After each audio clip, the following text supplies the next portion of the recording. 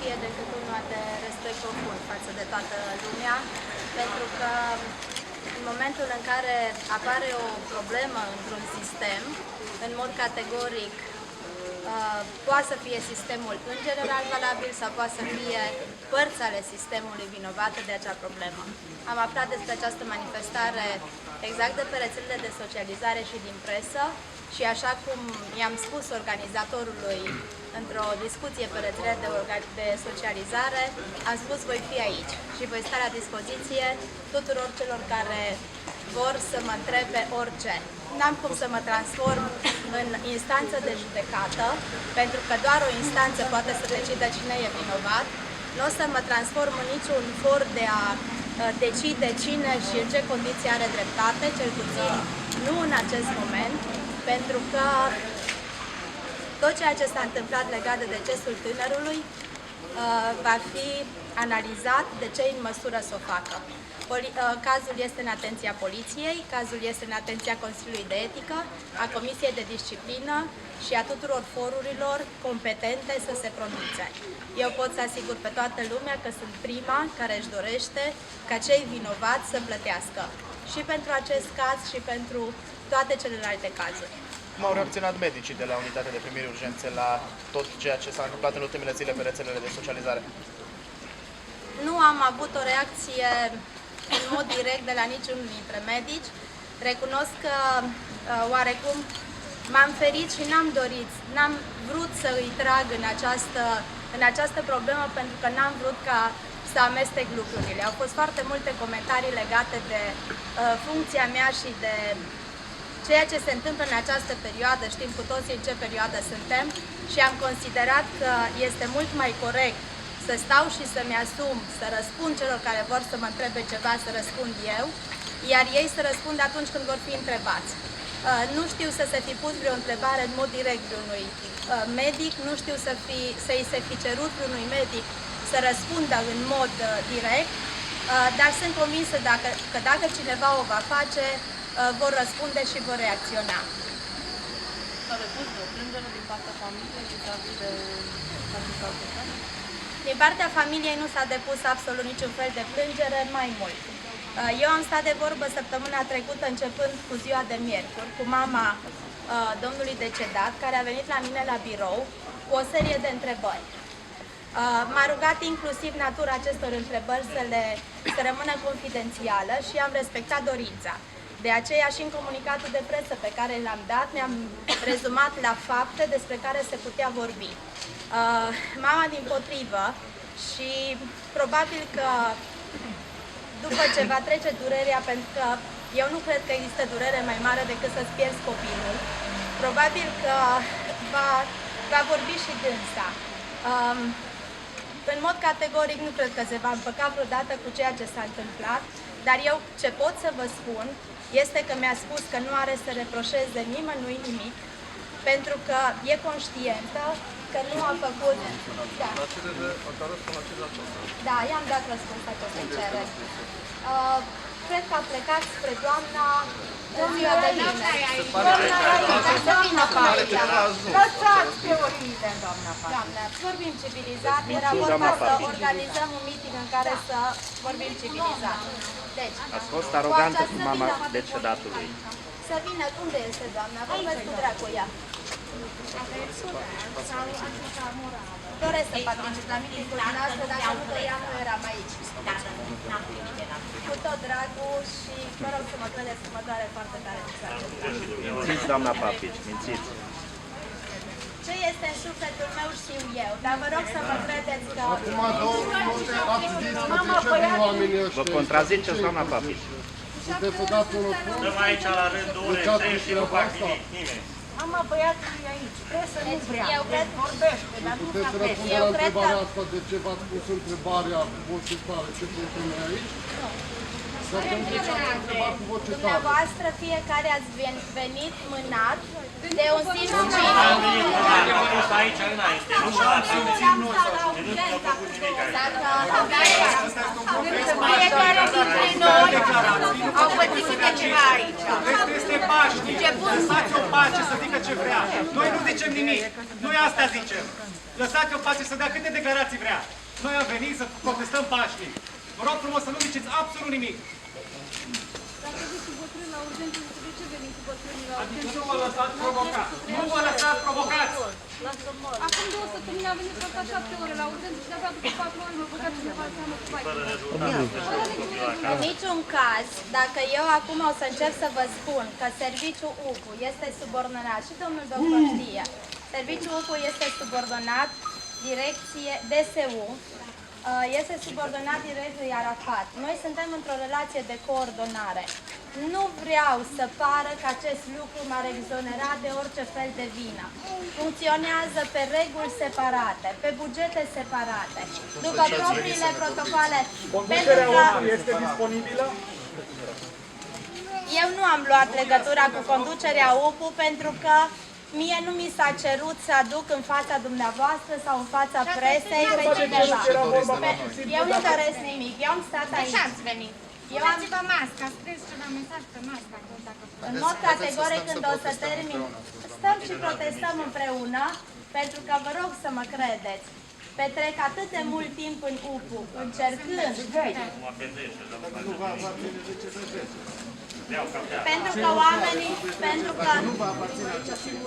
pentru că oamenii au nevoie de ajutor. Dar nu li se oferă.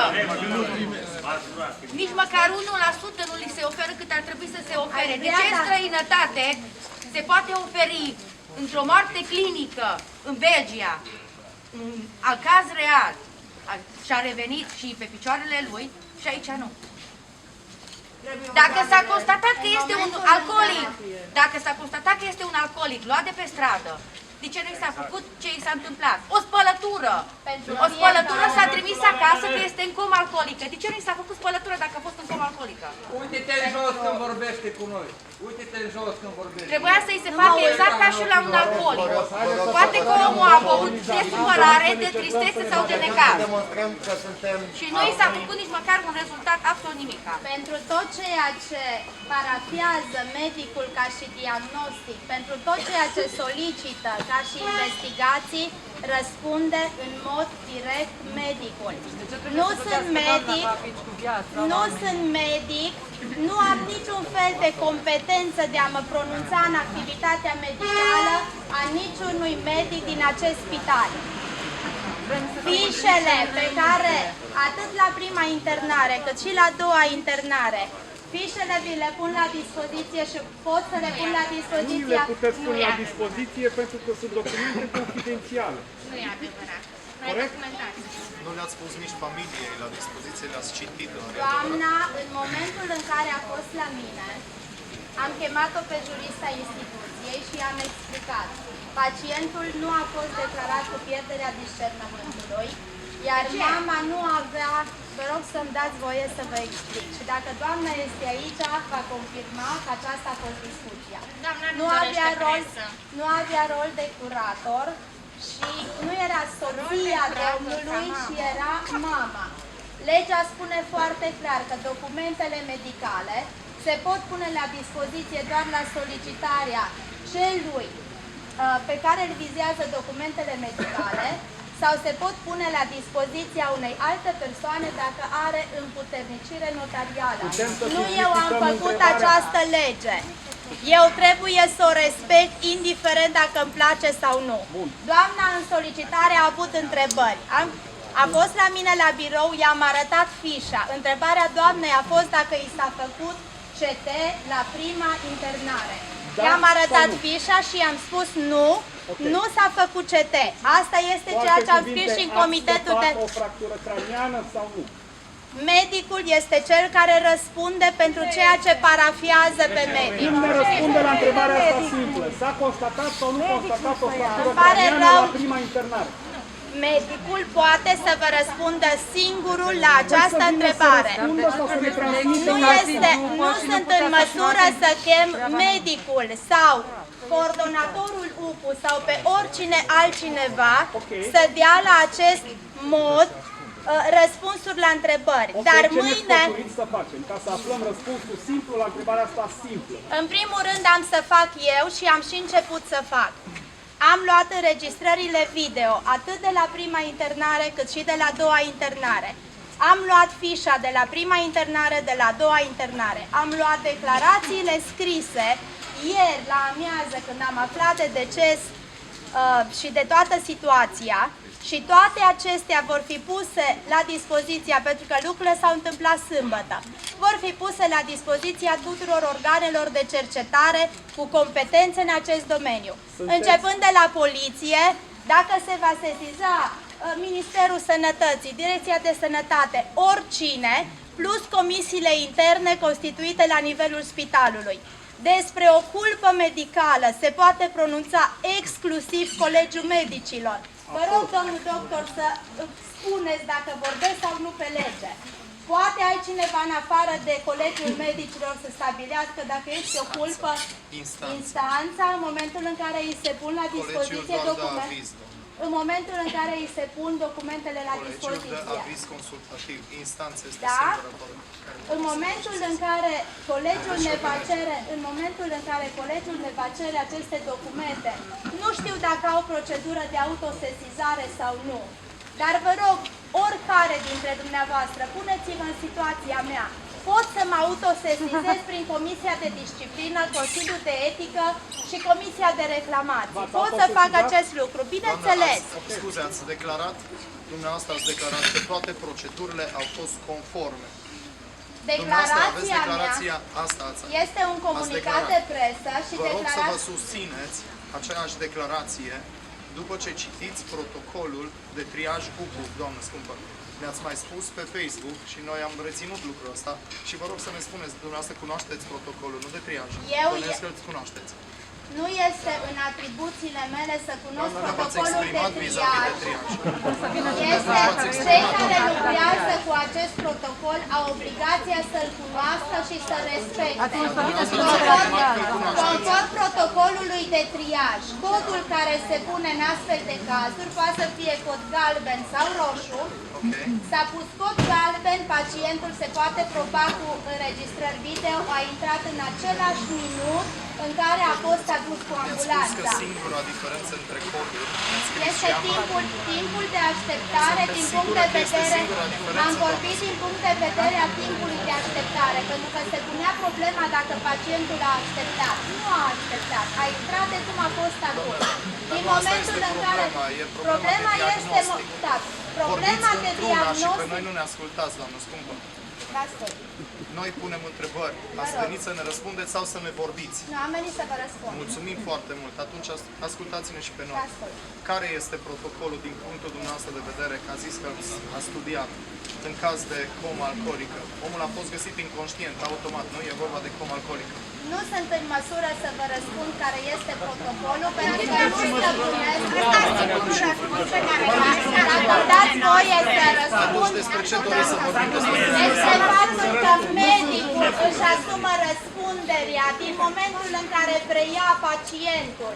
Asta ne-ați mai spus, doamnă. Dar asta e realitatea, nu pot să vă Ne asumăm și noi răspunderea pentru Deci ce sunt alături de dumneavoastră, vă rog să mă credeți. Pun masca și vin alături de dumneavoastră, n-aș fi aici. Nu reprezint pe nimeni, sunt un cetățean care presa m-a rugat. Ce protestați dumneavoastră? Dacă nu vă alăturați nouă. Ce e manager aici? Opa! Liniște, vă rugăm. Ați spus că vă alăturați nouă. Ok, eu știu de ce sunt aici. Dumneavoastră de ce ați fi împreună cu noi? Pentru că mi-ar place să existe un sistem de sănătate care să asigure care nu vreau să nu este